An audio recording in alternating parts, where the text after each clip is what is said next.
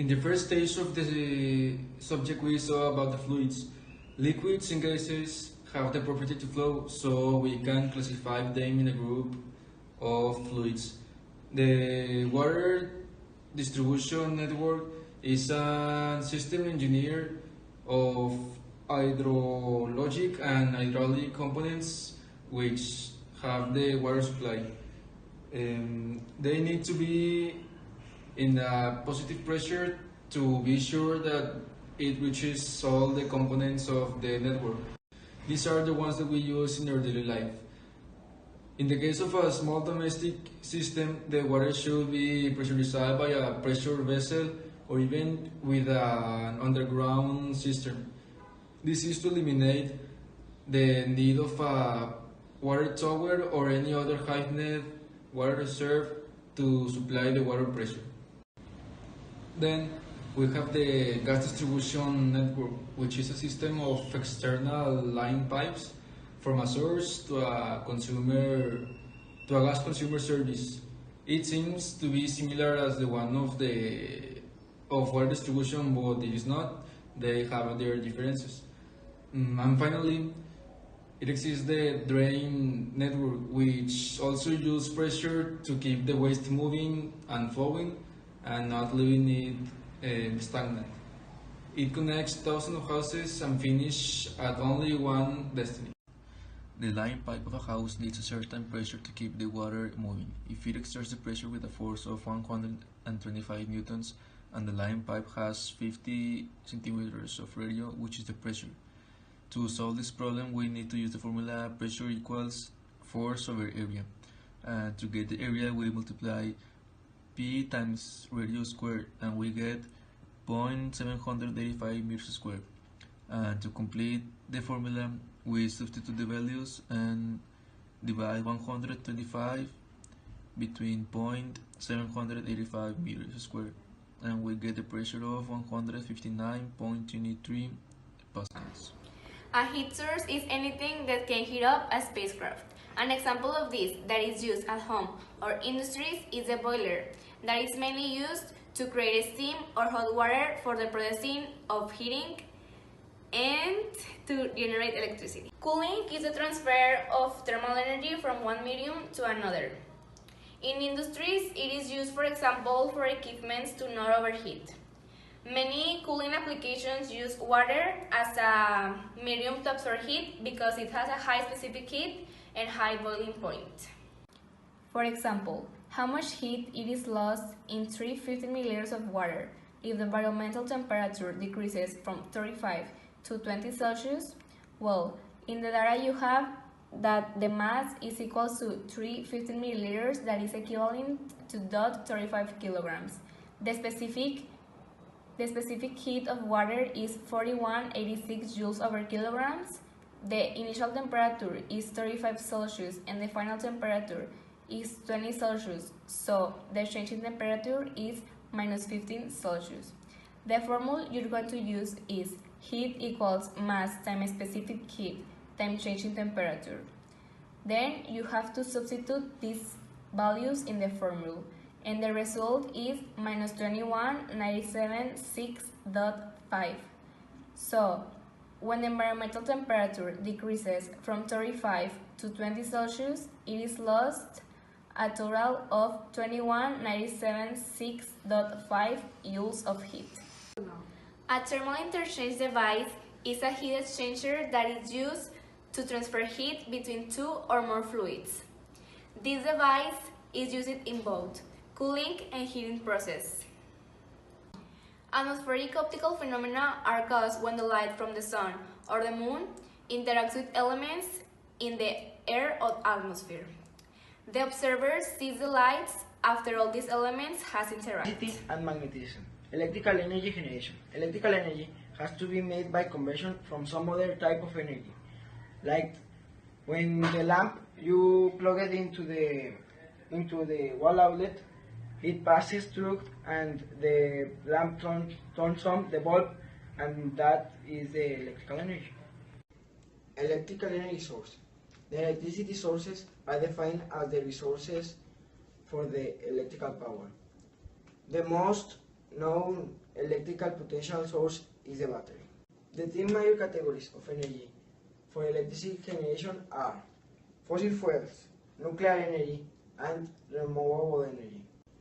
Magnetic fields generation in overhead cables. In relation with the increase of use of mobile phones in the last decade, more concerns about the harmful effect of electromagnetic fields to human beings have been expressed. Overhead lines cause both electric and magnetic fields. An important difference between the fields generated by antennas used for mobile communications and voltage lines is the operating frequency.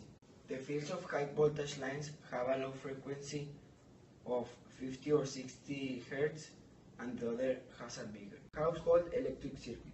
Household circuits use energy, they do not use electric charge.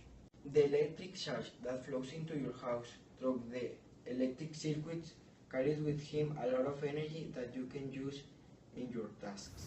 Stage 4 describes oscillatory phenomena, mainly motion, which can be described as waves. Waves have two characteristics: period or frequency, one which describes the amount of time between cycles, and one that describes the amount of cycles in a certain amount of time, and amplitude. Amplitude is the main distance from the center of the wave to the highest point or the lowest point. It's the same distance overall. These waves can describe two things: pendulum motion and spring body motion. For pendulums, the period can be calculated as with this formula: 2 pi times the square root of the length of the pendulum over g, gravity. This is the period for spring body motion, just 2 pi times mass over k, a constant k which can be obtained by dividing the force over the amplitude, or the longest distance between the object and the middle position of the object.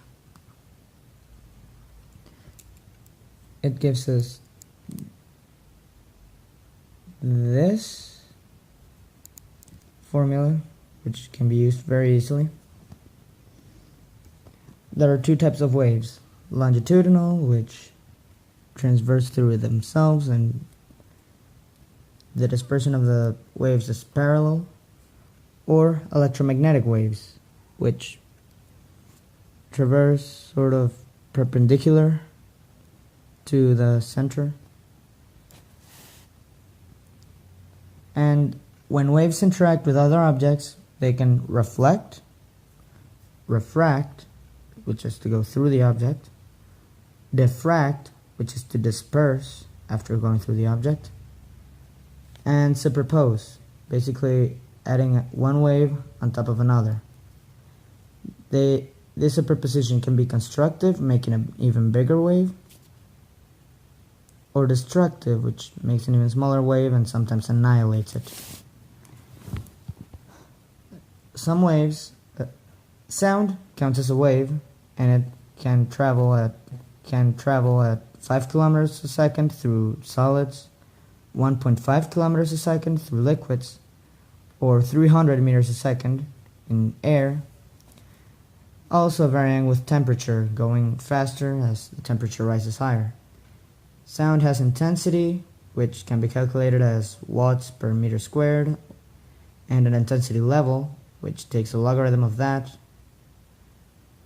It also has ring, which depends on the shape of the wave, and tone, which is based on the frequency of the wave. Here's a bunch of ideas of how light worked, how it has changed, how our idea of light has changed through time. The speed of light, which was calculated quite a few times.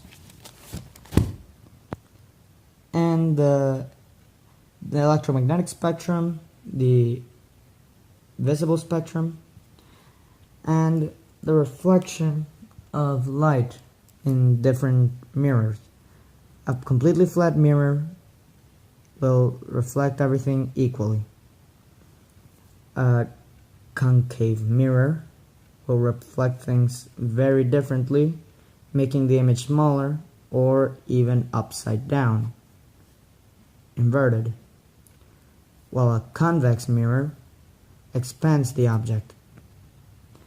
As mentioned before, there is also refraction, which happens when, in the case of light, changing from one solid to the other, and depending on the density of the liquid, it can have different refractory index.